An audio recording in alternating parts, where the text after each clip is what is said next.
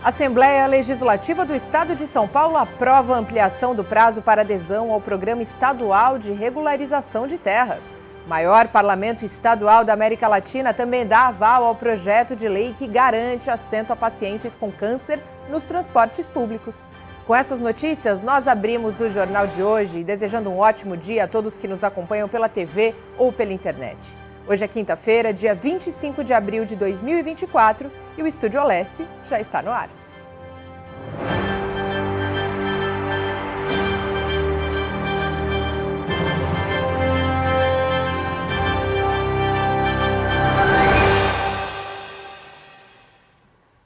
Mais uma vez, nós desejamos um ótimo dia a todos sintonizados aqui na Rede Alesp. Abrimos o jornal de hoje falando que deputados e deputadas aqui da Alesp tiveram diversos assuntos na sessão plenária de ontem.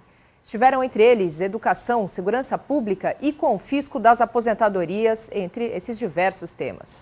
A deputada Alessi Brandão, do PCdoB, foi à tribuna e criticou a situação das merendeiras concursadas das escolas municipais de Ribeirão Pires, que estão recebendo outras atribuições por parte da prefeitura local. Eu trouxe essa questão para esse plenário porque há muito tempo no nosso Estado existe uma política de desvalorização dos servidores públicos. E esse é mais um exemplo dessa situação. Todo mundo sabe que sou uma filha de servente de escola pública e que já ajudei minha mãe nessa função. Eu sei o que é limpar a sala de aula várias vezes ao dia. E se junto a isso as trabalhadoras ainda têm que fazer a alimentação dos alunos, aí estamos falando de exploração sem limites. Os funcionários públicos, tanto municipais quanto estaduais, eles precisam ser valorizados. Não podemos permitir esse tipo de atitude por parte do poder público.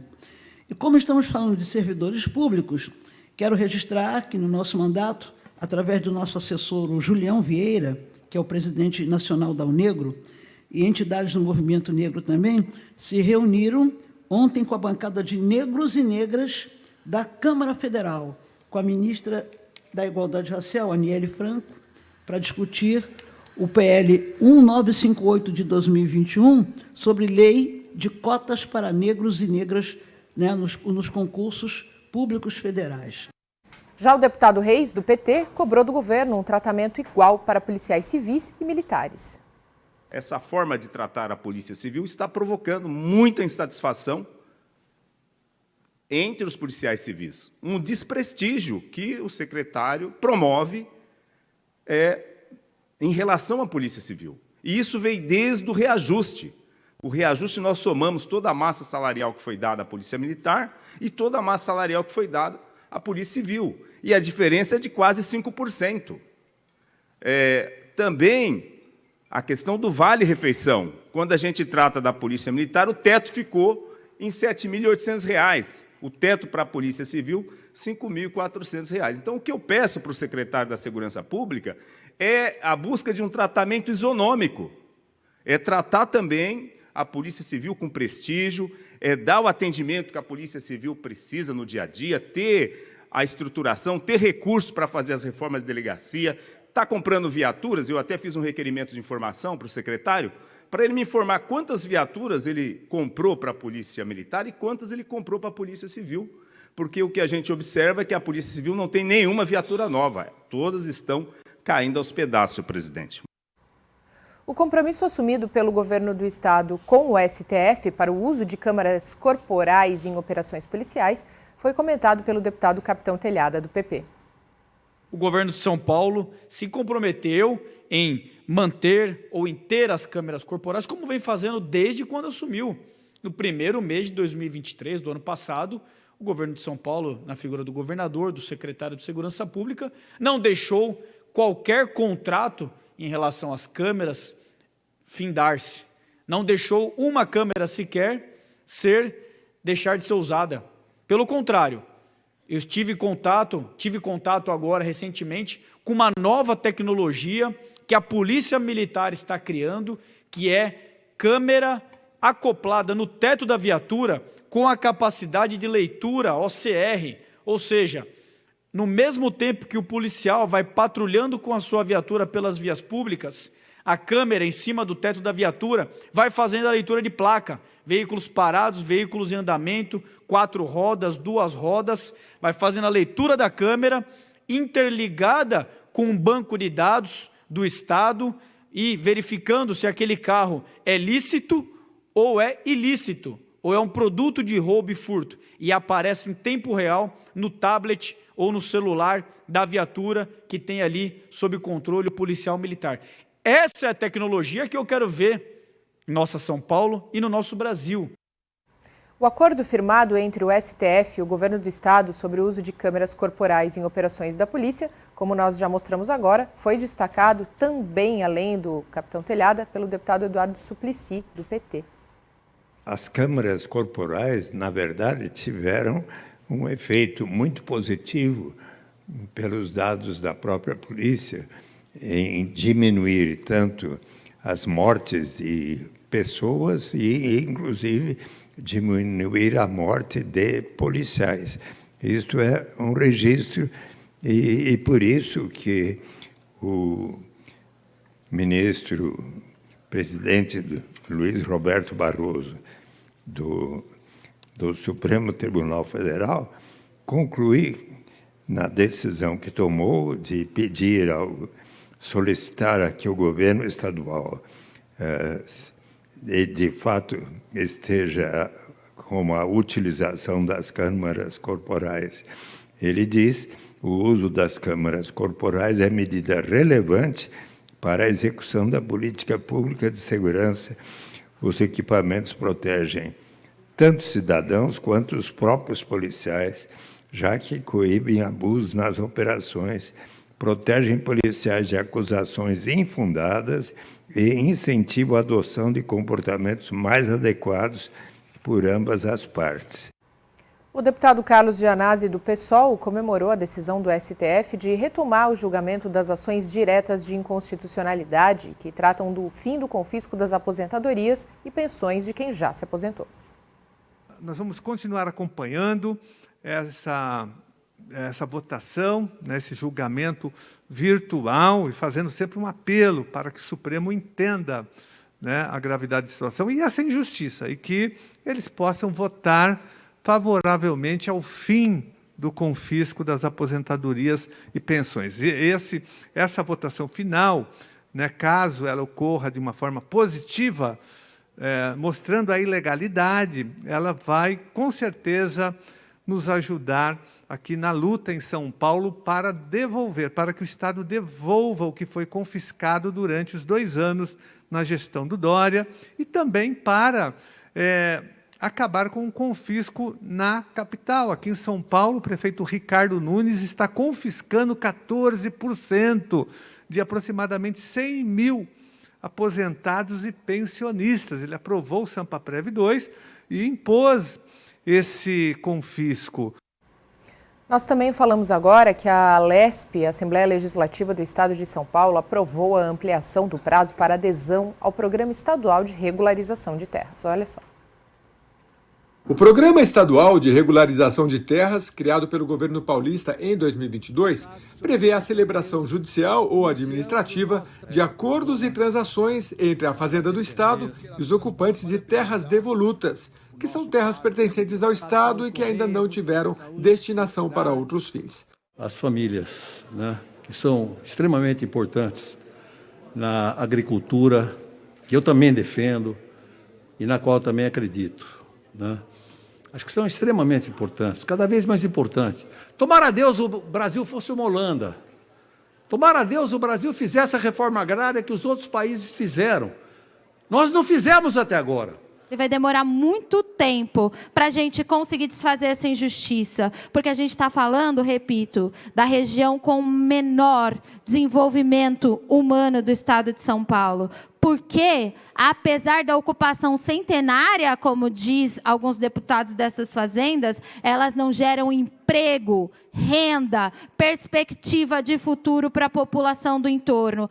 Com a aprovação do projeto de lei 1589 de 2023, de autoria do Executivo, a apresentação das propostas de acordo ou transação ao programa poderá ser feita até 31 de dezembro de 2026. Mais uma vez, o Estado se fazendo presente na vida do cidadão paulista, na vida do pequeno produtor, na vida do agronegócio, que gera milhares de empregos diretos e indiretos. É o governo do Estado de São Paulo defendendo também esse parlamento, votando, os deputados da base aliada votando a favor da liberdade econômica. É pauta positiva, é pauta de prorrogação, estamos prorrogando para dar a oportunidade para aquele que há muito tempo, aquele que muitas vezes há 30, 40, 50, 60 anos, ele está ali, está produzindo, nada mais justo do que o Estado estar presente e ser sensível à causa também do pequeno, do médio produtor. Os parlamentares também aprovaram o projeto que institui o Dia Estadual da Trabalhadora Doméstica e de Cuidados, no dia 27 de abril. A iniciativa é da deputada Ediane Maria, do PSOL. A gente sabe que é uma categoria que, historicamente, ela foi invisibilizada propositalmente, sabe, para que mulheres negras, que estão na sua grande maioria, e no trabalho de cuidados, que a grande maioria também são mulheres, e são mulheres negras que estão atuando nesse local de trabalho. Então, para que a gente agora, de fato, o Estado de São Paulo dê esse pontapé inicial, então essa data para nós é muito importante. Além de celebrar a data, a proposta prevê que o governo possa realizar atividades para promover a categoria e dar publicidade sobre o tema em espaços públicos. É um projeto que parece simples, e é simples pela sua redação, mas é de uma grandiosidade tamanha, pela importância que tem as trabalhadoras domésticas nesse país, em especial no Estado de São Paulo. Graças ao seu empenho, seu trabalho, a sua luta, pela essa causa que você representa nessa casa, né, por todas essas trabalhadoras domésticas, que é um orgulho muito grande para nós. Foi uma articulação conjunta dessa casa, a seu pedido, pela que a causa representa para essas mulheres trabalhadoras domésticas, e isso engrandece ainda mais o nosso parlamento com o projeto que foi aprovado hoje, criando o Dia, né, da Trabalhadora Doméstica no Estado de São Paulo. Parabéns, deputada Ediane Maria. O dia foi muito agitado, ou à tarde, noite, foi muito agitada ontem aqui na Assembleia Legislativa do Estado de São Paulo, diversos projetos importantíssimos para o nosso país, para o nosso Estado e para o nosso país também, porque não como esse, não é mesmo, de autoria da deputada Ediane Maria, foram alguns dos aprovados. A gente lembra que tudo isso que aconteceu, para você se atualizar sobre as principais notícias aqui do maior parlamento estadual da América Latina, basta você acessar o site al.sp.gov.br. Todas essas informações, inclusive desses projetos de lei aprovados ontem em plenário, constam na home do nosso site. Vamos girar o assunto, vamos falar que o Hospital das Clínicas, o único hospital público brasileiro a figurar em ranking mundial de melhores hospitais, completou 8 décadas de existência e agora pretende manter um nível de excelência com ainda mais investimento. É para falar sobre esse assunto que converso de forma remota com Antônio José Rodrigues Pereira, engenheiro e superintendente do Hospital das Clínicas da Faculdade de Medicina da Universidade de São Paulo. Ótimo dia, seja muito bem-vindo, obrigada por falar conosco. Excelente dia para todos os parlamentares. Um grande abraço para todos, principalmente ao nosso presidente aí, doutor André Duprat, que tem nos ajudado muito, doutora Bruna Furlan, da Comissão de Saúde, o doutor Oséias também, que tem nos ajudado muito, e a nossa sempre amiga, e todos, mas a Beth Saião, que nos fez aí ser homenageados dentro dessa casa que tanto faz pelo Estado de São Paulo. Muito bom dia. Ótimo dia. Nós aqui agradecemos sua presença. Começa falando para a gente sobre esses investimentos que a gente trouxe agora, por exemplo, né? Quais serão 8 décadas em constante modernização, em constante investimento? A partir de agora, o que esperar? E nós temos aí, mais uma vez, também com a Secretaria da Saúde, o doutor Eleus, o governador Tarcísio, que tem nos ajudado muito. Então, ou seja, e também não poderia deixar de citar o nosso magnífico reitor da Universidade de São Paulo, que tem apoiado muito esta casa, né? Porque, na verdade, como todos sabem, é o Hospital das Clínicas da Faculdade de Medicina da Universidade de São Paulo, e como muito bem a senhora comentou, ele está entre os 5 melhores hospitais públicos e privados do Brasil, e eu diria que este ranking também se estende à América Latina. como também em algumas categorias e algumas especialidades, estamos entre os 40, 50 melhores do mundo. O que nós temos para frente? Temos toda essa parte de inovação que nós estamos trabalhando, 5G, e aí também faço uma menção honrosa ao professor Giovanni Tito Serri, que tem sido aí o mentor disso há mais de 6, 7 anos, quando a gente começa com inovação dentro do HC. O HC não é apenas mais ensino, pesquisa e assistência, e também tem esse pilar chamado inovação, que ele é transversal por todos esses anos. O que nós temos? Nós temos agora um prédio de pesquisa clínica básica que vai ser... o edital está praticamente pronto, nós vamos estar lançando ainda no mês de maio essa licitação, temos aí aproximadamente entre 18 a 24 meses para concluir essa obra, que será de grande valia para esse hospital. Como também o Instituto Dr. Ovídio Pires de Campos, que na verdade une a parte de oftalmo, otorrino, cabeça, pescoço e bucomaxilo dentro do único prédio. Como todos sabem, a fila, principalmente para o oftalmo e otorrino, ela é muito grande. Nós estamos falando de um investimento de aproximadamente de 150 milhões de reais. Também não podemos deixar... Opa, perdão, mas só para concluir... Perdão, pode concluir, claro. Já, podemos deixar, obrigado. Não podemos deixar também de lembrar que na última... há 2 semanas atrás, ou uma semana atrás, não me recordo, nós tivemos a visita do governador, onde a gente fez uma inauguração aqui de algumas salas cirúrgicas. Nós temos um centro cirúrgico dentro do Instituto Central, que é onde tudo começou dentro do HC, com mais 12 salas cirúrgicas e uma centena de leitos, que vai fazer com que desafogue também um pouco... das filas do Sistema Único de Saúde aqui dentro do Estado de São Paulo. Isso é um investimento grande do Estado para com esse hospital. Quando o senhor fala para a gente, trouxe agora, né, são 8 institutos, o senhor citou o 9º, no caso, né, que é o Instituto Dr. Ovídio Pires de Campos. Gostaria que o senhor falasse para a gente primeiro quando ele será entregue e também qual a prospecção de aumento do número de cirurgias e atendimentos após ele já estar em funcionamento. Esse instituto, ele estará, acreditamos, nós estamos aqui agora em 2024, nós vamos estar finalizando esse instituto em meados de 2026, nós estamos falando de um prédio grande, nós estamos falando de um prédio de 11 andares, com centro cirúrgico, com leitos de terapia intensiva, com diagnóstico de imagem e de internação, e a gente imagina, são cirurgias de pequeno e grande porte, mas, ou seja, as cirurgias de oftalmo e otorrino, elas não são cirurgias de um longo período. Nós calculamos que, muito provavelmente, nós vamos estar fazendo aproximadamente mais de 6 mil cirurgias ano dentro dessa instituição, que vai desafogar muito essa fila de oftalmo e otorrino. Também no Instituto de Pesquisa, que também inicia-se no mesmo período, a gente imagina que agora, ainda talvez no primeiro semestre ou no comecinho do segundo semestre, os 2 prédios se iniciam dentro desse mesmo campus do HCFM USP, e eles têm aí entre 18 a 24 meses, eu diria 20 meses em média, para estarem concluídos. Mas, ou seja, toda a parte do edital e da licitação estará sendo lançada ainda no mês de maio. E quando o senhor fala, por exemplo, em investimentos em novas tecnologias, inclusive é uma marca do HC, né? O senhor comentou com a gente, inclusive, sobre o 5G, a chegada aí, né?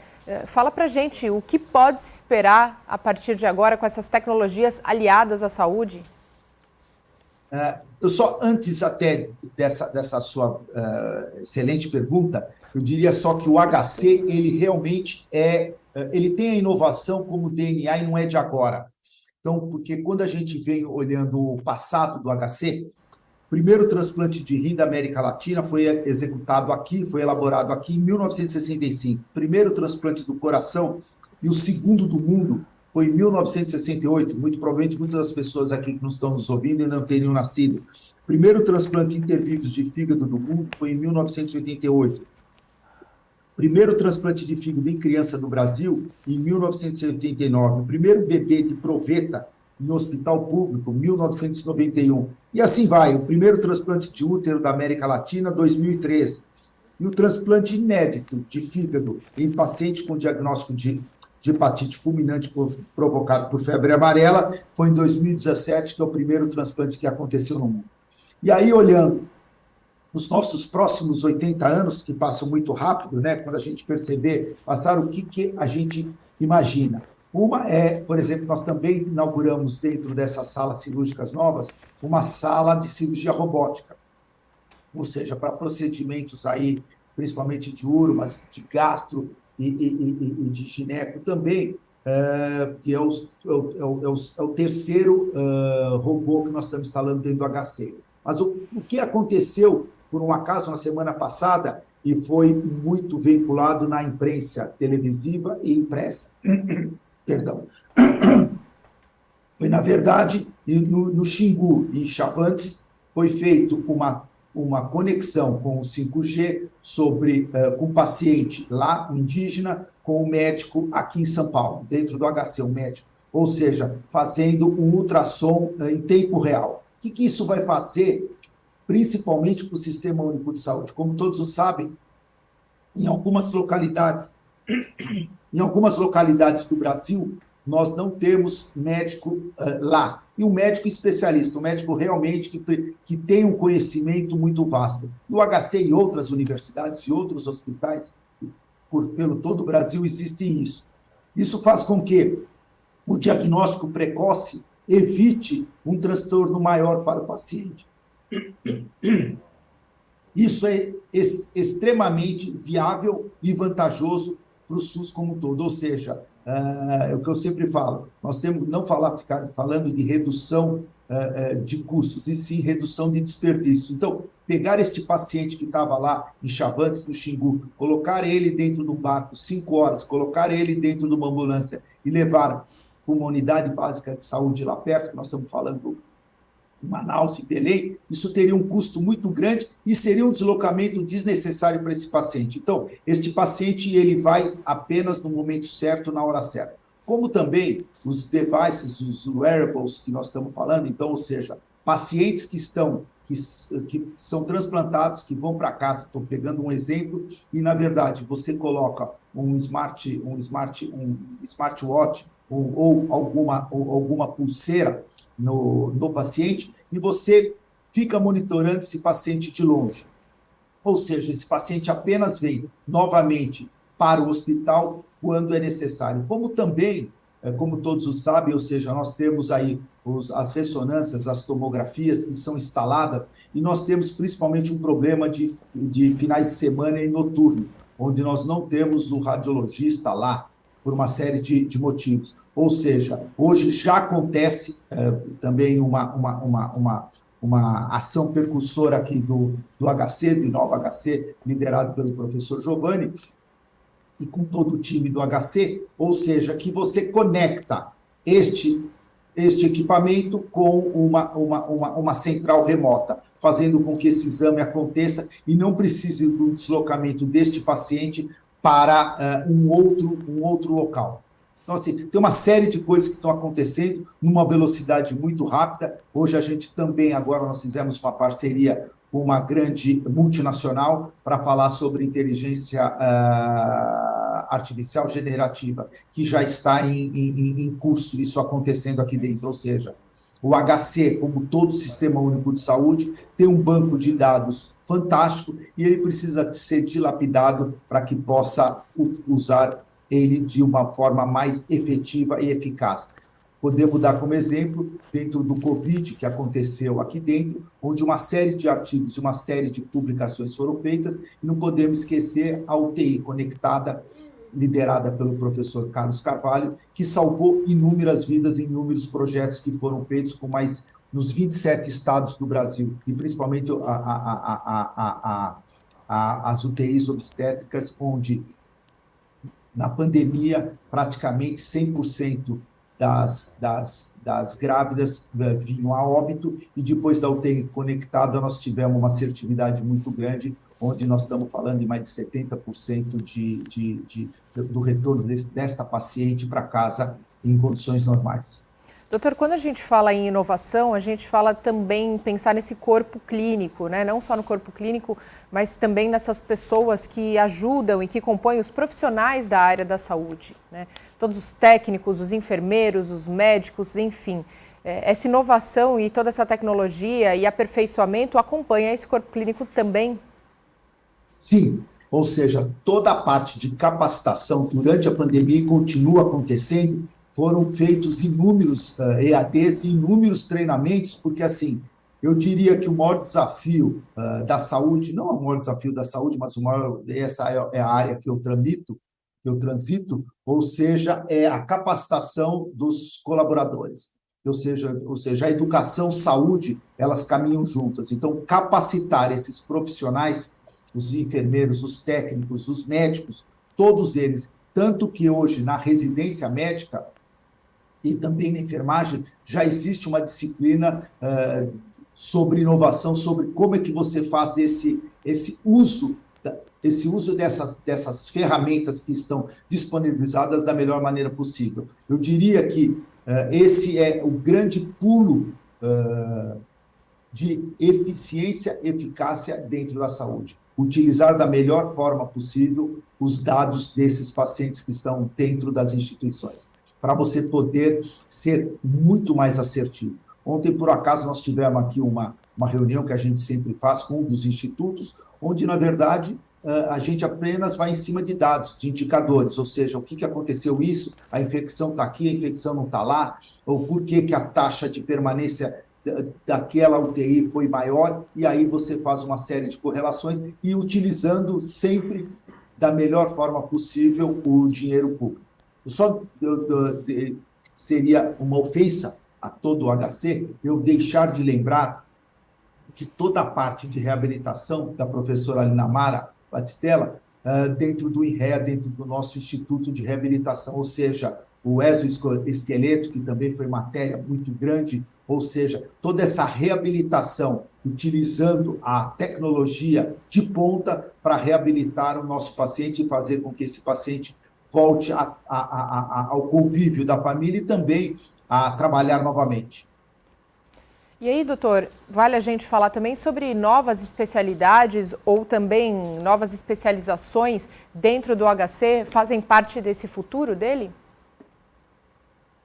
Eu diria que essa é uma parte muito mais da Faculdade de Medicina da Universidade de São Paulo. O que eu posso dizer dentro do HC como hospital, eu diria que na parte de tecnologia de informação, e aí nós temos aí também um trabalho que está sendo desenvolvido com a FATEC, para que a gente possa, juntos, fazer com que exista um curso dedicado à tecnologia de informação, aos cientistas de dados, aos arquitetos de sistemas, porque assim, o futuro ele já não é amanhã, é hoje, é ontem. Ou seja, mais uma vez, como você perguntou, o grande desafio é você fazer com que esses profissionais utilizem de todas as informações da melhor maneira possível e não fique apenas nos headlines, ou seja, mergulhem profundamente nos indicadores e para poder fazer isso, nós temos aí os cursos que estão acontecendo e nós temos também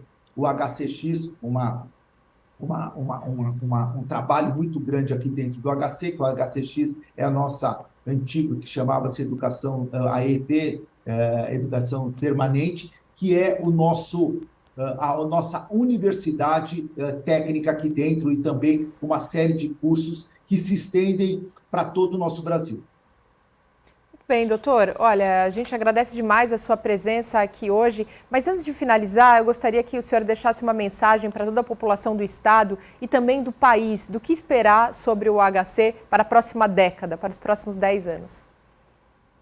Eu diria o seguinte, a gente tem uma causa, o orgulho, o brilho nos olhos, o orgulho de fazer o melhor para as pessoas, que são os nossos pacientes, com as pessoas que são os nossos mais de 22 mil colaboradores, e essa sinergia que a gente tem entre administração e diretoria clínica, o professor Edivaldo nesse momento, ela é fantástica.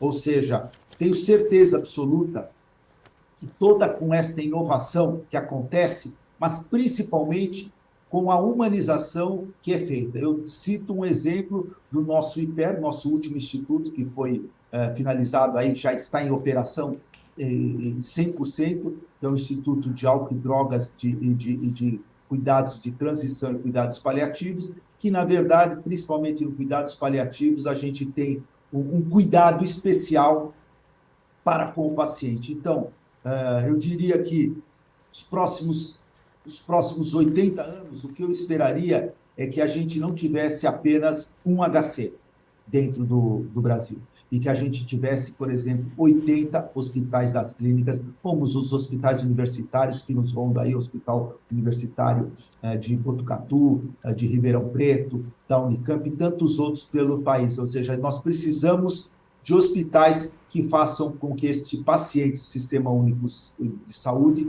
seja atendido na hora certa. E não podemos esquecer que precisamos, e sei que estamos no caminho certo com as políticas de saúde, principalmente não esquecendo da atenção primária.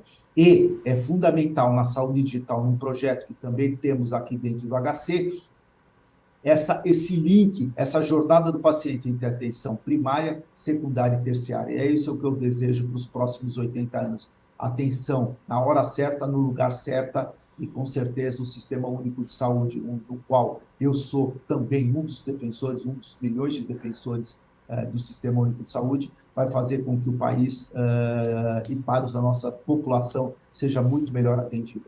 Muito obrigado. Obrigada, doutor. Hoje nós conversamos com o Antônio José Rodrigues Pereira, engenheiro e superintendente do Hospital das Clínicas. Mais uma vez, ótimo dia. Muito obrigado. Pessoal, vamos falar de emprego agora, vamos mudar o assunto. Vou falar, tem um recado com você aí, população de Botucatu. Vem ver aqui comigo, a região está com diversas vagas de emprego, mais de 68, como pedreiro, promotor de vendas, auxiliar de limpeza, auxiliar de manutenção predial, auxiliar administrativo e auxiliar de cozinha. Essas são apenas algumas das muitas oportunidades em destaque. Lembrando que todas as vagas estão disponíveis também no posto de atendimento ao trabalhador da sua região. A gente vai fazer um rápido intervalo no Estúdio Alesp, mas antes te deixo aquele recadinho, você já conhece, para te convidar a acessar o site al.sp.gov.br ou falar com a gente pela hashtag Estúdio Alesp no Twitter, que é o atual X. Daqui a pouquinho eu volto com mais informações direto do Parlamento Paulista.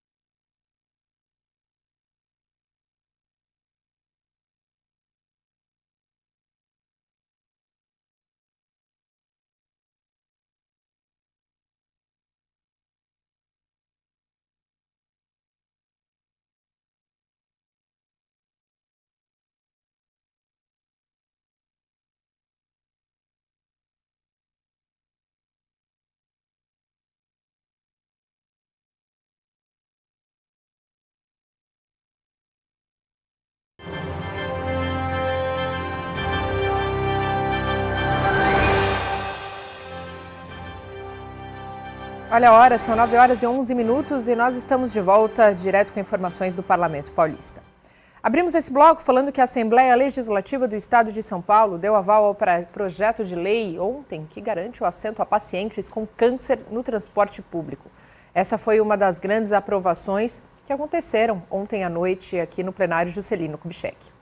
Essa aprovação, então, também o encontro disse respeito ao encontro da Comissão de Transportes e Comunicação da Lesp, que contou também com a sabatina de Laércio Paulino Simões, indicado ao cargo de diretor de procedimentos e logísticas da Artesp. Presidida pelo deputado estadual Ricardo Madalena, do PL, a terceira reunião ordinária trouxe para discussão temas relevantes, como o projeto de lei 1174 de 2023, que assegura à pessoa em tratamento oncológico assento preferencial na rede de transporte público estadual. O deputado estadual Oséias de Madureira, do PSD, é o relator do projeto, que teve voto favorável. Eu acho que uma das coisas que precisam ser vistas com muito cuidado na saúde é essa questão dos pacientes oncológicos. Muito tem a acessibilidade a hospitais particulares, a planos de saúde, outros não. Então, acho que isso vem agregar aquilo que é a necessidade da população. As obras de duplicação da rodovia Raposo Tavares, que compreendem os quilômetros 83 e 84, também tiveram destaques na reunião.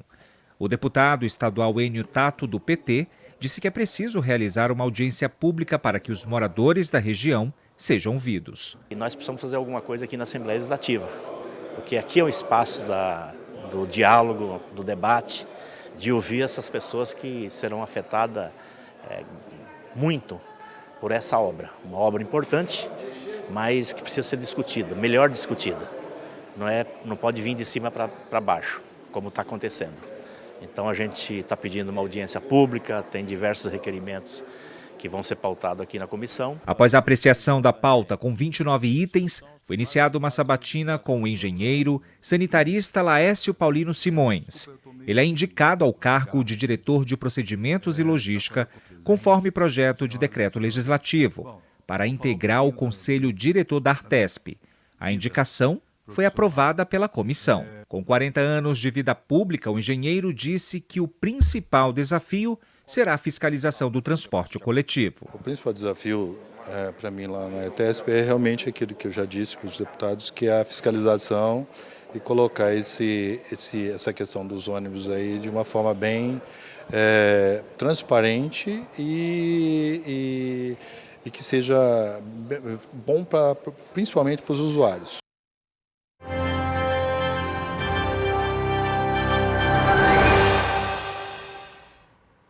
Tá aí a vinheta na tela, o Giro SP no ar, e hoje a gente desembarca em Mogi das Cruzes, no interior paulista. E quem conversa agora comigo de forma remota é o repórter Alex Albert. Seja muito bem-vindo, Alex. Bom dia, Mariana. Bom dia a todos que acompanham a TV Alesp. É um prazer estar aqui conversando com vocês. Prazer é todo nosso. Muito obrigada por estar aqui integrando o nosso Giro SP hoje. Vamos começar, Alex, falando que o Legislativo aprovou o reajuste anual da remuneração dos servidores públicos. Como que isso tem impactado aí a cidade? O reajuste foi um tema bastante discutido aqui no município, né? Pelo percentual de 3,15, os servidores queriam algo a mais, né, para repor as perdas devido à inflação. Isso aí foi amplamente discutido, foi pleiteado uma melhora desse percentual pelo Sindicato dos Servidores, e a Câmara de Mogi das Cruzes, de vereadores de Mogi das Cruzes, também tentou ampliar esse percentual dentro do que fosse possível. A gente sabe que, né, tem restrições orçamentárias de todos os lados, do Poder Legislativo, do Poder Executivo. Então isso foi discutido e foi feito o que foi possível no momento. A gente sabe das restrições que existem, né? E houve um consenso que foi dar os 3,15, que é o que está estabelecido na legislação atual. Perfeito. E aí tem uma outra pauta também aí da Câmara de Mogi das Cruzes, que é justamente para que pleiteie a delegacia para a pessoa com deficiência aí no município. Como que está essa tramitação? Já foi aprovado? Como que está essa negociação? Recentemente foi aprovada uma moção para o governo do estado para que seja implantado uma delegacia para atendimento de pessoas com deficiência, porque justamente é um equipamento que atende especialmente essa população, né, para garantir um atendimento adequado para essa população. É uma questão de igualdade e justiça social, né, porque a pessoa ela precisa de um atendimento especializado. A delegacia que já foi implantada, né, as delegacias que já foram implantadas, elas demonstram que o atendimento multidisciplinar, né, com os policiais, assistentes sociais, psicólogos, os intérpretes de Libras e outros profissionais que possam atender a deficiência da pessoa, ela tem um serviço mais humanizado, mais eficiente para essa população, né? E a delegacia trabalha na prevenção de crimes e investigação de crimes contra essas pessoas, né? E isso daí é fruto de uma necessidade para a gente ter uma cultura, né, de respeito, de integração social com essa população. Hoje, por exemplo, Mogi das Cruzes é um município de médio a grande porte, tem aproximadamente 500 mil habitantes. Então, se a gente fizer uma proporção disso daí, com certeza uma boa parte da população do município tem algum tipo de deficiência e essa população tem que ser atendida, né? E essa delegacia atenderia não só a região aqui, Mogi das Cruzes, mas a região do Alto Tietê como um todo. Perfeito. Vamos falar um pouco, trazer para quem nos acompanha também o número dessa população com deficiência aí em Mogi das Cruzes. Você tem esses números, Alex?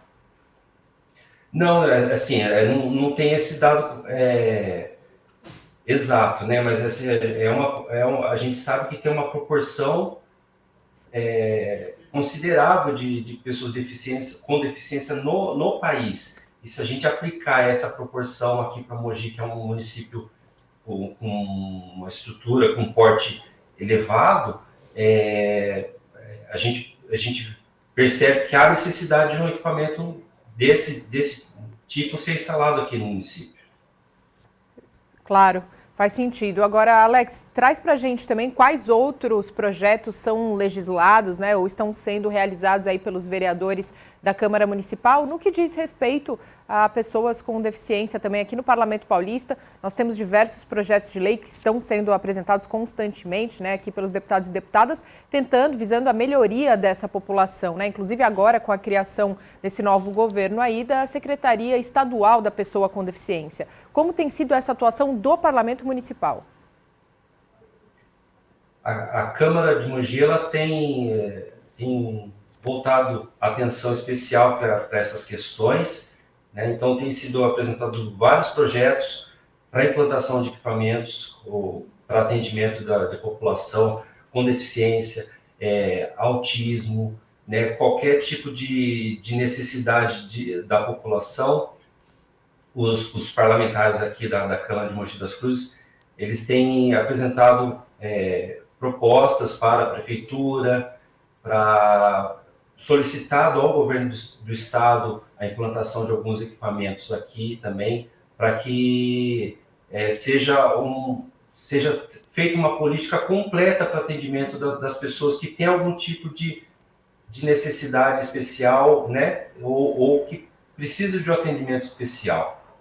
Então, isso tem sido feito constantemente aqui na Câmara, né, pelos vereadores, e tem apresentado resultados. Aos poucos tem sido implantado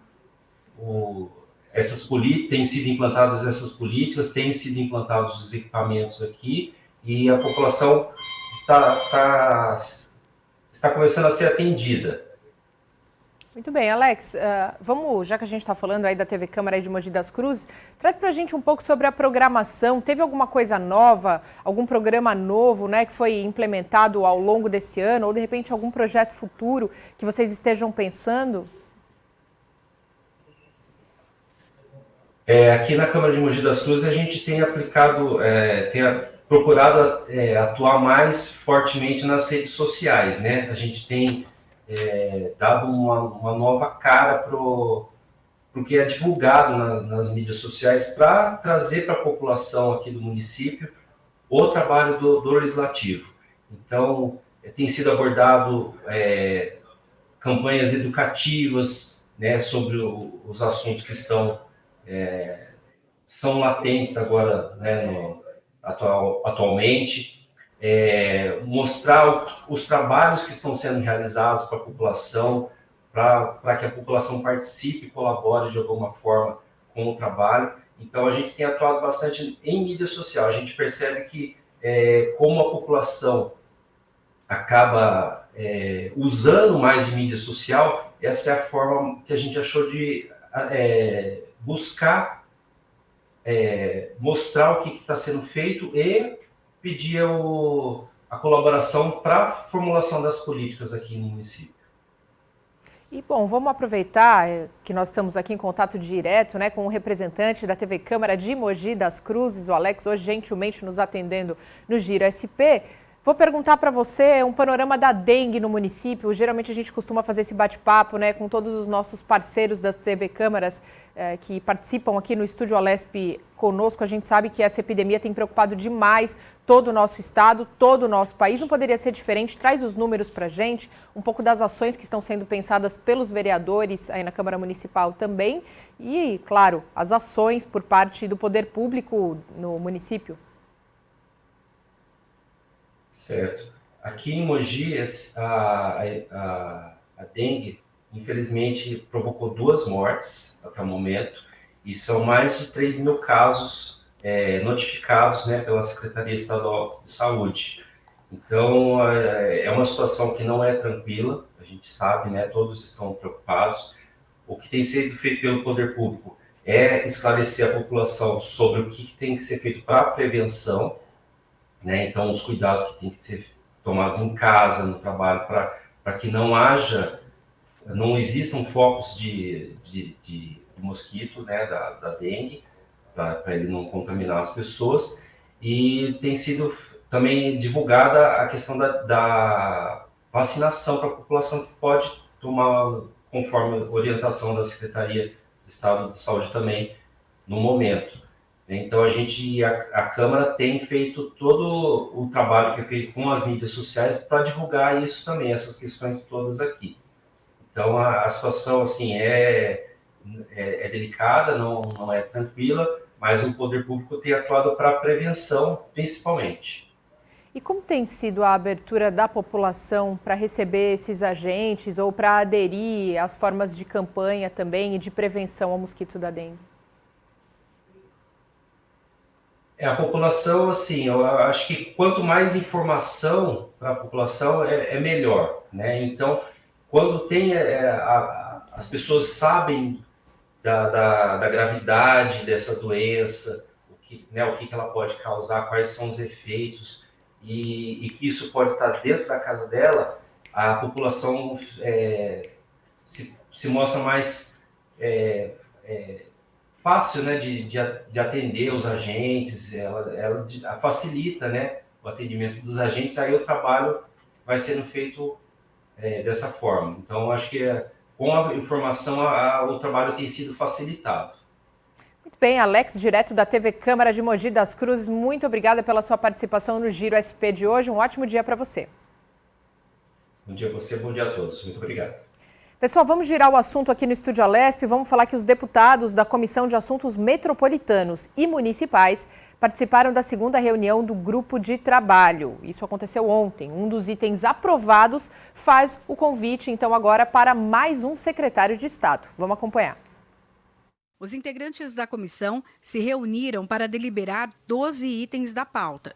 A presidente desta comissão é a deputada Ana Carolina Serra, do Cidadania. Primeiro, eu queria começar agradecendo o deputado Ricardo Madalena, que preside a Comissão de Transportes e Comunicação, que também autorizou para que outros deputados, suspendeu a reunião da comissão dele, para que outros deputados pudessem dar quórum aqui e para que nós pudéssemos aprovar aí projetos importantes. Então, essa é uma das importâncias que a gente vê da atualização, da conversa que a gente tem, dos debates debates com os deputados, para que a gente possa sempre trazer pautas novas, mas acima de tudo importantes, não só aqui para o debate entre os deputados, mas também para os municípios. Entre os projetos aprovados, um requerimento convida o secretário de Desenvolvimento Econômico do Estado de São Paulo, Jorge Lima, para dar explicações sobre programas do governo de fomento à economia paulista. Então, o convite do secretário Jorge Lima, que vai mostrar aqui na reunião de assuntos metropolitanos e municipais a importância do programa Facilita do governo do Estado,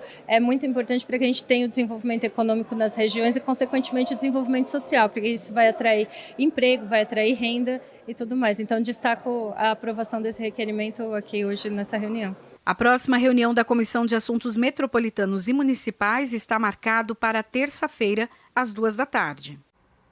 E já que nós, agora há pouco no Giro SP, fizemos contato direto com Mogi das Cruzes, agora também tem mais um recadinho importante para a população, novamente desse mesmo município. Novidade boa, hein? Notícia boa, emprego. Vem dar uma olhadinha comigo aqui na tela quantas vagas para essa cidade. Mogi das Cruzes está com mais de 727 vagas. Vamos ver na tela aqui. Para operador de teleatendimento ativo, auxiliar de serviços de copa, atendente balconista, pedagogo, pedreiro, servente de construção civil e auxiliar de tráfego. Todas essas são apenas algumas das muitas oportunidades que estão em destaque. Todas as vagas, inclusive, disponíveis no site Mogi Conecta.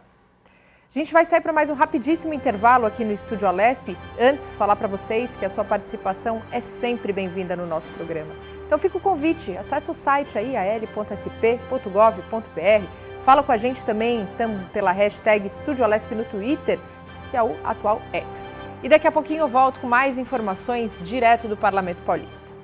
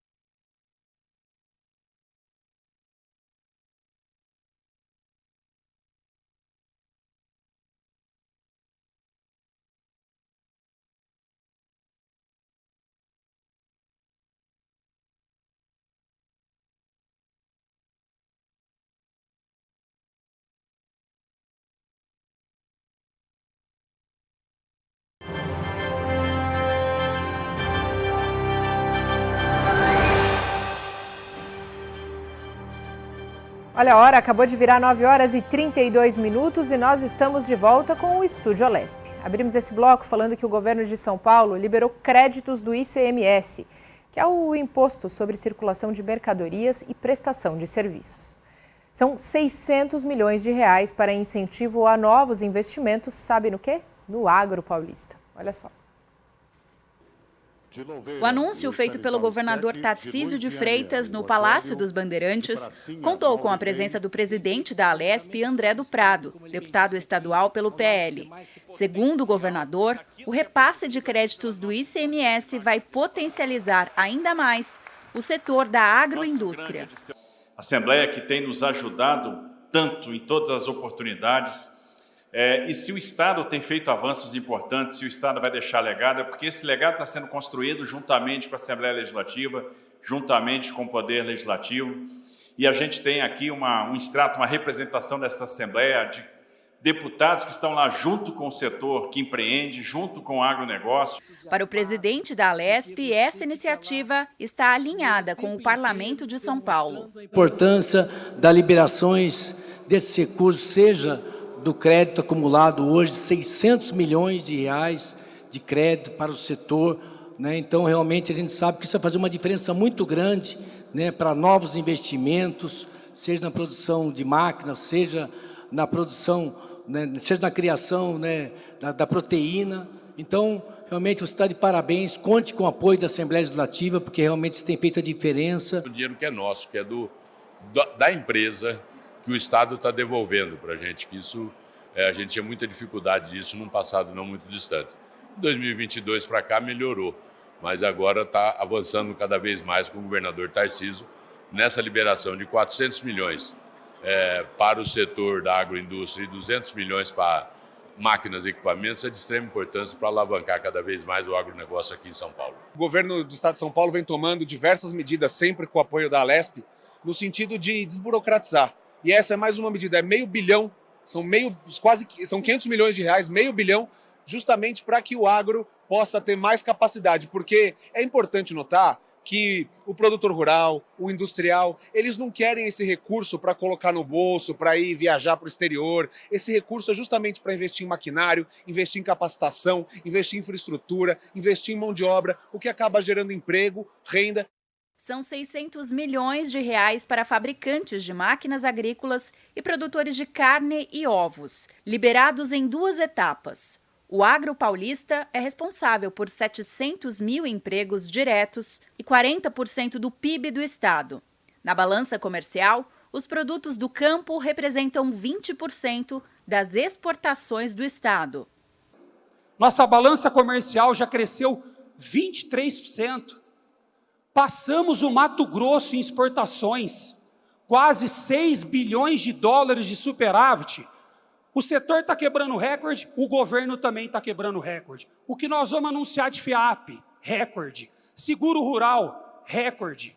Fiagro, primeiro estado do Brasil a ter um blended finance. Investimentos em crédito de CMS, 3 vezes mais que o ano passado. O presidente da Federação da Agricultura e Pecuária do Estado de São Paulo defende o aproveitamento do acúmulo de ICMS pelos produtores rurais. Então, em vez de você agora se preparando para a nova safra, você compra esses equipamentos, você compra esses insumos com esse crédito que você tem. Então, você não precisa colocar dinheiro novo. E isso é importante para a economia do Estado de São Paulo e nacional, porque você está girando novos impostos. E aí você movimenta a cadeia produtiva do comércio, do serviço, da indústria e do agro. Este anúncio faz parte de um pacote de medidas que deve ser anunciado pelo governador de São Paulo durante a AgriShow, que acontece no próximo domingo em Ribeirão Preto, no interior do estado. Ao todo, são mais de 1 bilhão e 400 milhões de reais investidos no setor da agroindústria. O agro puxando não só o desenvolvimento do estado, mas do nosso país.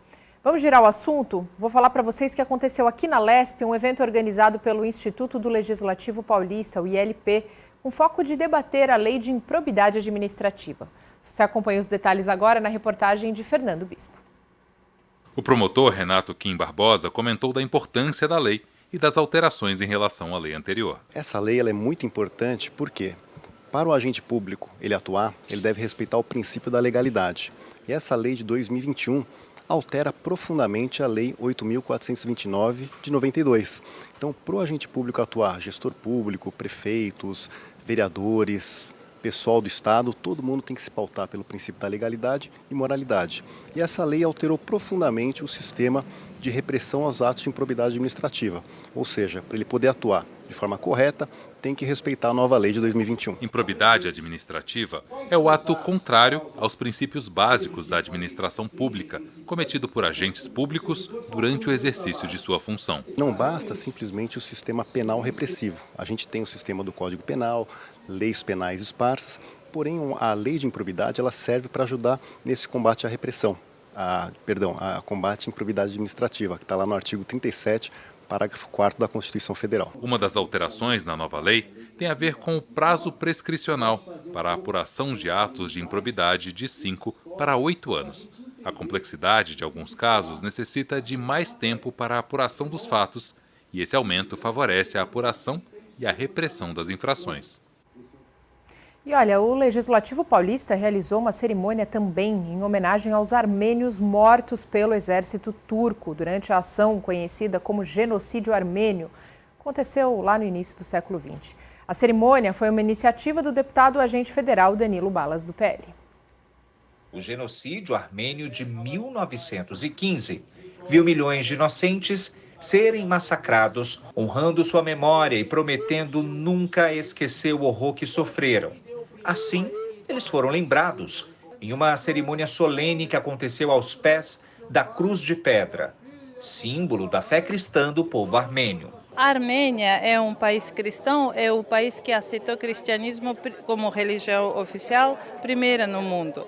Então, toda a nossa história é marcada pelo cristianismo e uma das manifestações artísticas mais genuínas armênias é justamente Khachkar, como é chamado, que é Cruz de Pedra, que é reconhecido pela Unesco como patrimônio mundial e que é feito na Armênia sem repetição do desenho. São milhares e milhares de khachkars espalhados pelo país. Hoje estima-se que 100 mil armênios vivem no Brasil e a maioria mora em São Paulo. O embaixador da Armênia destaca a parceria com o governo brasileiro. O Brasil é um país amigo e também é um jogador muito importante no cenário internacional, porque a gente tem que entender que o genocídio armênio, em primeiro lugar, é a questão de direitos humanos e Brasil e a Armênia têm muito a cooperar nesse sentido internacionalmente. O bispo da Catedral Apostólica Armênia, Nareg Berberian, lembrou das vítimas e destacou a homenagem feita pelo Legislativo Paulista. É um dia muito importante para nós. E hoje em dia muitos países e povos já aceitaram, já reconheceram o genocídio.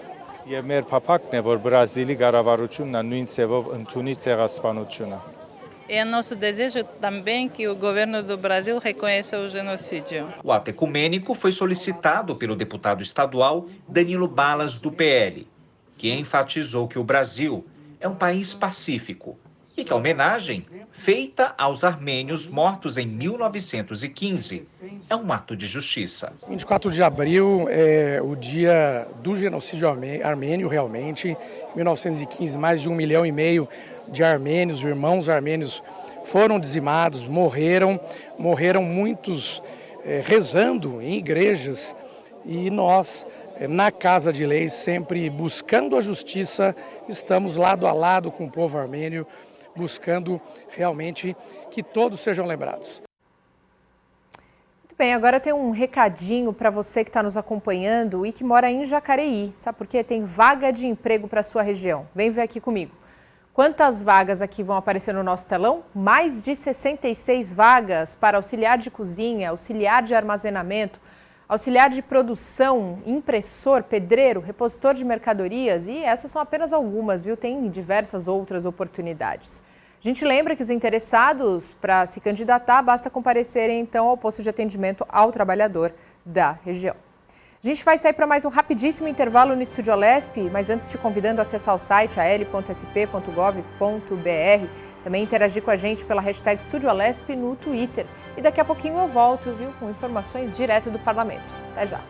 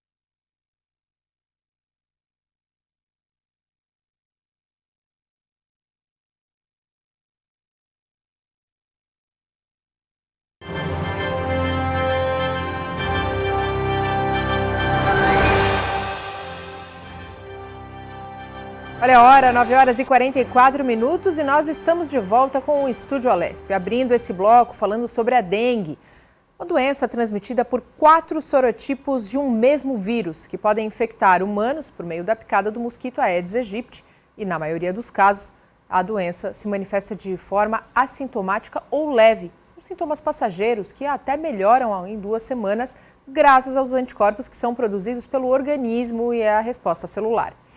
Os anticorpos e as células de defesa garantem proteção, então, contra infecções futuras por aquele sorotipo que provocou a enfermidade. Mas a pessoa continua suscetível aos demais tipos do vírus, que são outros 3 tipos. E é exatamente sobre essa segunda infecção que mais preocupa os especialistas em relação à dengue, porque a chance de desenvolver uma doença grave aumenta consideravelmente. Para falar sobre esse assunto, sobre esses riscos, que converso agora de forma remota com Halcyon Teixeira, médico infectologista e diretor da divisão médica do Instituto de Infectologia Emílio Ribas. Ótimo dia, doutor. Seja bem-vindo. Obrigada por falar conosco. Obrigado, Mariana. Um prazer falar com vocês. Nós é que agradecemos. Doutor, essa é uma questão muito importante e que ainda causa dúvida entre grande parte da população. Ou seja, quanto mais vezes eu for infectado, mais aumenta a minha chance de realmente contrair ou desenvolver um tipo pior, mais agressivo da dengue? Mariana, você explicou muito bem no começo, né? A gente tem uma doença chamada dengue, mas causada por 4 diferentes tipos de vírus, né? Chamados tipo 1, 2, 3 e 4, que podem causar a mesma doença. Então, nós estamos aí trabalhando com uma doença que a pessoa pode ter 4 vezes, né, por esses diferentes vírus que causam dengue. E a segunda infecção é que pode ser a mais grave, tá? É a que nos preocupa mais. Porque quando a gente tem uma primeira infecção por um subtipo, né, do vírus, o nosso corpo, nossas células de defesa montam uma resposta, né, e ficam nessa memória daquele tipo que a gente teve de dengue. Quando a gente vai para uma segunda infecção, o corpo tenta, nesse primeiro momento, resgatar, né, essas células de defesa que a gente já formou, que a gente já fez memória. Só que não é específico contra aquele tipo que eu estou tendo na segunda infecção. E isso é que pode causar essa meio que confusão na resposta, no combate à segunda infecção do meu corpo, que pode causar os casos mais graves, né? Então, É isso que a gente tem muito receio e o que a gente alerta para quem já teve uma primeira vez dengue, e se tiver uma segunda suspeita de caso de dengue, ou estiver confirmado, que tome muito mais cuidado, né, que fique muito mais alerta, porque ele pode desenvolver uma dengue grave.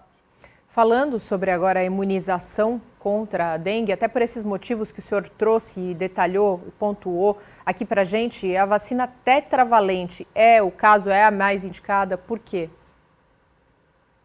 Esse é o grande desafio de se fazer até hoje uma vacina para dengue, porque eu não estou fazendo contra especificamente uma doença, mas seriam 4, né? 4 vírus diferentes que estão dando a doença. Então, existe aí esse risco, né, das vacinas, né, para quem não teve dengue, funcionar como uma primeira infecção. E aí se toma vacina, se tiver um caso de dengue mesmo, ter uma infecção mais grave. Esse é o grande desafio. Existe uma vacina um pouco mais antiga, que foi até colocada no mercado, e que se notou isso, depois de ser colocada em prática, né, que quem não tinha tido caso de dengue até então tomava a vacina, existia o risco de ter um caso mais grave, caso tivesse uma infecção verdadeira. E a partir daí a gente teve que comprovar se a pessoa teve dengue ou não. Isso, em princípio, não está acontecendo, né? Não ocorreu, não houve relatos desse acontecimento com essa nova vacina que está sendo disponível atualmente para crianças de 10 a 14 anos, chamada Qdenga, e também não houve relatos disso para a vacina que está sendo desenvolvida pelo Butantan, né? Que provavelmente chega ao público até o ano que vem. Então, esse é o grande desafio de se fazer uma vacina para dengue, porque eu tenho que contemplar os 4 subtipos de dengue e eu tenho que me precaver que a vacina não cause esse efeito, né, que pode acontecer de segundas infecções por dengue serem mais graves. E aí, doutor, também tem diversos fatores, né, que levam pessoas diferentes terem impactos diferentes da dengue, né, se comportarem, terem reações diferentes. Tem algumas pessoas que contraem a dengue e falam, fiquei mole, né, mas passam por essa doença de uma forma muito mais tranquila do que outras, que ficam acamadas, até internadas. Por quê? Isso tem a ver com o sistema imunológico individual? Sim, as doenças infecciosas, e a dengue está dentro dela, a gente chama que são espectrais, elas têm várias formas para a mesma resposta, para o mesmo vírus, né? A gente está vivenciando isso com dengue, tem muita gente que tem de forma assintomática ou pouco sintomática. A gente tem isso com o vírus influenza, que é o vírus da gripe, que tem pessoas que ficam com uma leve dor de garganta, um pouco de tosse seca, e tem gente que tem pneumonia grave, vai parar na UTI. A gente viu isso com o Covid. As doenças infecciosas, no geral, elas são dessa forma. Tem pessoas que vão ter formas muito leves, em contato com algum agente infeccioso, somente os vírus, e pessoas que vão ter formas muito graves. Depende muito da resposta do hospedeiro, como a gente fala, da resposta da pessoa, e de possíveis riscos, né? Para a dengue, a gente tem que crianças menores de 2 anos, adultos maiores de 65 anos ou que tenham comorbidades graves, problemas de coração, de pulmão, problemas oncológicos, que podem desenvolver uma dengue mais grave. Então, cada pessoa responde de um jeito, e neste momento, para a dengue, é muito importante que a gente reforce, então, sinais de alarme, né? Quando que, se eu estiver com uma suspeita ou, em caso confirmado de dengue, desenvolver alguns sinais de alarme, como se eu tiver muita dor na barriga, parar de urinar, de fazer xixi, começar a vomitar muito, ficar muito sonolento, ou as crianças ficarem muito agitadas, isso são sinais de que a dengue pode estar evoluindo para uma forma grave. Nestes casos, é obrigatório que as pessoas procurem o serviço de saúde mais rápido para serem avaliados, porque, por alguma questão relacionada a ela e a relação do vírus com o corpo dela, ela pode estar desenvolvendo uma dengue grave. Doutor, então vamos ver se eu entendi de forma correta. A gravidade da doença não necessariamente tem a ver com a imunidade, mas até muito mais com a genética do vírus? Ela tem a ver com alguns fatores de risco. Então, uma segunda infecção pode causar aí um caso mais grave. ou a relação do vírus com aquela pessoa, né? Tem algumas pessoas que não conseguem combater de forma adequada o vírus, ou não conseguem fazer o tratamento adequado, que é se hidratar bem, porque a dengue meio que desidrata o corpo. Se eu ficar muito tempo desidratado, os outros órgãos começam a sofrer. Então, essa piora ela é multifatorial. Tem pessoas que têm maior risco de desenvolverem formas graves, são os extremos de idade, que a gente chama. Além disso, pessoas que não conseguem fazer aquela hidratação adequada, fazer um repouso e fazer o segmento, também estão com fatores de risco aumentado. Então, a resposta para uma dengue grave, ela é multifatorial. Ela depende também desse tratamento da hidratação, mas, infelizmente, algumas pessoas, né, não respondem bem ao combate ao vírus e pode desenvolver uma forma grave, vir a falecer, independente dos tratamentos que existem hoje. E aquela questão, vamos lembrar, doutor, nunca se automedicar, né? Nós ainda vemos, infelizmente, algumas pessoas apresentando sinais, não querendo recorrer a um médico, tomando um analgésico, não é mesmo? Qual o perigo disso? É muito importante esse lembrete, Mariana, porque a dengue, primeiro que ela pode mexer aí com a parte da coagulação, que a gente fala, né, com as plaquetas. As pessoas não devem usar anti-inflamatório. E como ela causa dor no corpo, é muitas vezes comum que as pessoas, quando têm dor, usem anti-inflamatórios. Isso pode piorar a fase da coagulação das plaquetas. Então, a gente não recomenda que, se a pessoa não usa, né, que ela não use ácido acetilsalicílico para dor e para febre, ela não use anti-inflamatórios para dor no corpo, que ela use analgésicos simples, como dipirona, paracetamol, e, na dúvida, procure um serviço médico para ser orientado, tanto porque dengue, em princípio, é uma doença febril, aguda, tem outros diagnósticos que podem estar escondidos e a pessoa achar que é dengue e não é, como ela deve ser orientada na hidratação, que é a coisa mais importante e mais difícil. Parece simples, mas eu tenho que tomar 60 ml de água por dia. Ou seja, uma pessoa que pesa 50 quilos tem que tomar 3 litros de água por dia naquela fase mais intensa, mais aguda da dengue. Então, todas essas orientações são importantes que algum profissional da saúde faça esse reforço e que a pessoa não se automedique, e se ela começar a passar mal, óbvio que ela vá mais rápido aos serviços de saúde. Doutor, só lembrando, né, quem nos acompanha, o ácido acetil salicílico também é conhecido como AS, para quem não conhece o nome completo dele. Doutor, vamos falar também sobre a influenza, Covid-19 e dengue, ou seja, isso tudo tem causado um boom, né, nos hospitais, não só públicos, mas privados também, estão lotados, as pessoas estão confundindo muitas vezes os sintomas. Isso tem complicado a situação, doutor? Isso tem complicado bastante em todos os serviços, seja eles públicos ou privados, com filas de espera de 4, 5, 6 horas para serem atendidas. Porque às vezes também as pessoas ficam um pouco com medo e já procuram muito precocemente serviço de saúde. Veja, os vírus respiratórios, como a influenza, que é a gripe, e a Covid, né, os outros, eles costumam, às vezes, vêm com febre, pode ser febre alta também nesse primeiro momento, mas depois vem junto uma dor de garganta, um nariz escorrendo, uma tosse seca, além da dor no corpo, tá? E a dengue, ela vem mais com essa febre alta, mas ela não traz esses sintomas respiratórios que a gente vê, né?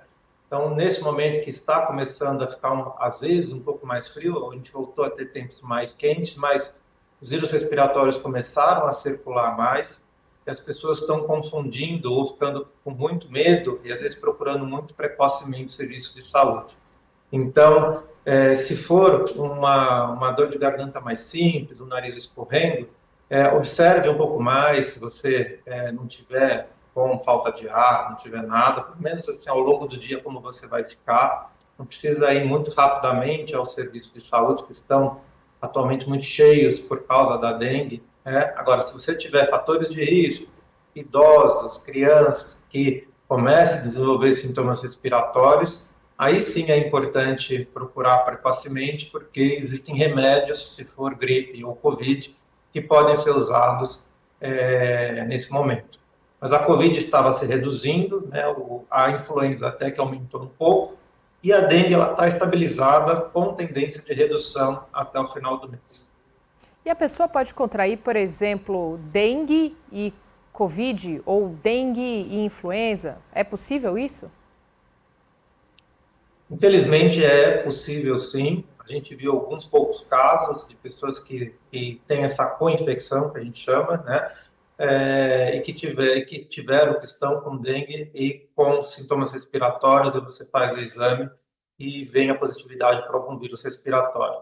Essas pessoas às vezes ficam mais sintomáticas, têm mais sintomas, né, de dor no corpo, uma coisa muito mais intensa do que a dengue traria, e junto com a tosse, né, e às vezes aparece vermelhidão no corpo, que não é comum das doenças respiratórias.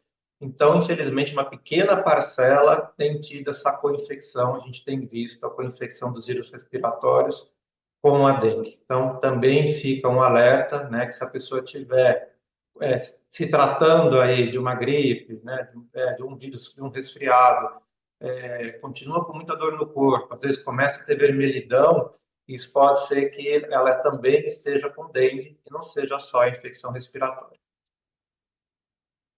Temos demais todos os seus esclarecimentos e presença hoje aqui no Estúdio Alesp. Ótimo dia. Ótimo dia, obrigado.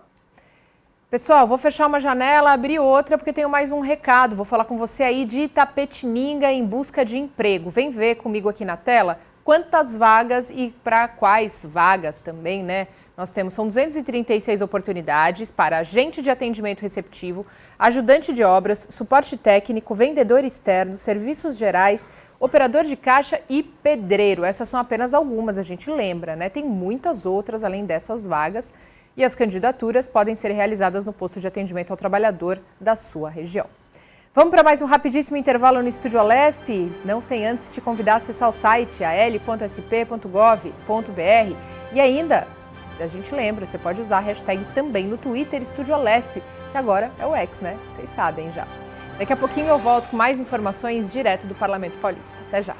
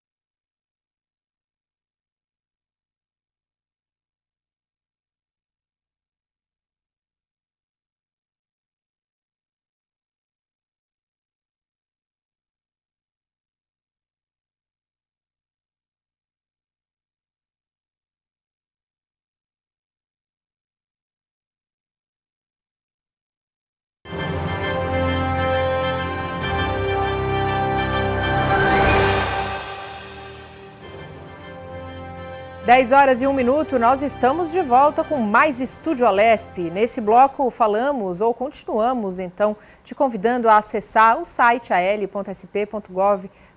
Eu lembro, você pode acessar pelo celular, pelo tablet, pelo computador, enfim, aí você vai ficar muito bem informado sobre o que acontece aqui no Parlamento Paulista e principalmente no seu estado. Então vamos dar uma olhadinha nesse giro para a gente acompanhar o que está sendo destaque na home do portal. Vamos ver aqui, nós começamos falando então que foi aprovado o Programa de Regularização de Terras no Estado. O projeto foi aprovado ontem pelos parlamentares e terá prazo de adesão até o final de 2026, isso de acordo com o governo do Estado. Sobre a regularização fundiária, é importante, então, para alcançar a paz e a segurança jurídica no campo, requisitos fundamentais para a retomada do investimento privado e fomento ao desenvolvimento das regiões menos favorecidas do Estado. Agora, essa proposta segue para a sanção do governador Tarcísio Gomes de Freitas. Como falei para vocês na abertura do jornal, ontem foi um dia muito movimentado aqui no Parlamento Paulista. Importantes decisões, importantes aprovações no plenário Juscelino Kubitschek, também outras tantas comissões acontecendo nos outros plenários da casa. Isso tudo está em destaque na home do nosso portal e você pode acompanhar. Um outro projeto que também está tramitando na casa e é destaque no portal é a proposta que garante assento a pacientes com câncer no transporte público. Ontem, também, os parlamentares da Comissão de Transportes e Comunicação aprovaram o projeto de lei que assegura o assento preferencial na rede de transporte público estadual para as pessoas que estão em tratamento oncológico e assistência aos pacientes de câncer nas linhas de ônibus, trem, metrô e demais veículos que integram a rede estadual. A autora dessa proposta foi a deputada Clarice Ganem, do Podemos. Vamos continuar falando do que aconteceu aqui na Assembleia ontem. Agora a gente vai falar da Comissão de Assuntos Metropolitanos e Municipais. Também se reuniu ontem e o colegiado aprovou, então, o convite ao secretário de Desenvolvimento Econômico, Jorge Lima. A ideia é que o executivo, então, explique em detalhes o andamento do programa Facilita SP, que promove simplificar o registro de empresas e novos negócios. Por enquanto, não há definição da data para que essa oitiva seja realizada, mas o importante é que já foi aprovado aqui pelos parlamentares essa convocação. Inclusive, essa e a notícia anterior foram reportagens que você acompanhou hoje aqui no Estúdio Alesp. No nosso portal, você também encontra detalhes aqui sobre o curso Impactos da Nova Lei de Improbidade Administrativa para os Poderes Executivo, Legislativo e Judiciário. A capacitação é uma iniciativa do ILP, o Instituto do Legislativo Paulista.